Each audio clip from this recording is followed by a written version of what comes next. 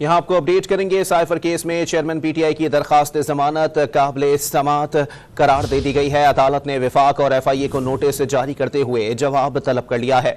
Chairman PTI जमानत की दरखास्त पर तमाम फरीकैन को नोटिस जारी कर दिए गए। अदालत ने केस की मजीद समाअत गैर मुय्यना मुद्दत तक मुलतवी कर दी है। साइफर केस में चेयरमैन पीटीआई की दरखास्त जमानत काबिल समाअत करार दे दी गई। अदालत ने विफाक और एफआईए को नोटिस जारी करते हुए जवाब तलब कर लिया। चेयरमैन पीटीआई जमानत की दरखास्त पर तमाम फरीकैन को नोटिस जारी कर दिए गए हैं। अदालत ने केस की मजीद समाअत गैर मुय्यना मुद्दत तक मुलतवी कर दी है। साइफर केस में चेयरमैन पीटीआई की दरखास्त जमानत काबिल समाअत करार दे दी गई। मजीद जानते हैं डॉन न्यूज़ के नुमाइंदे हसीब भट्टी से। जी हसीब, अपडेट कीजिएगा।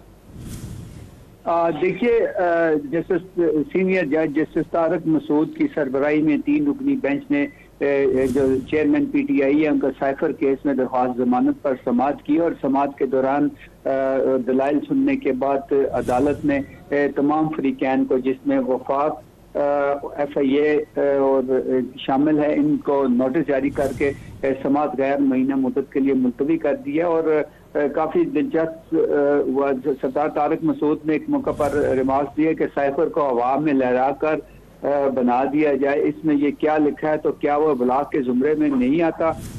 जैसे ये अफरीदी ने कहा, अभी हम इल्जामात का ट्रायल नहीं कर रहे, सिर्फ इल्जामात को देख रहे हैं। इसी तरह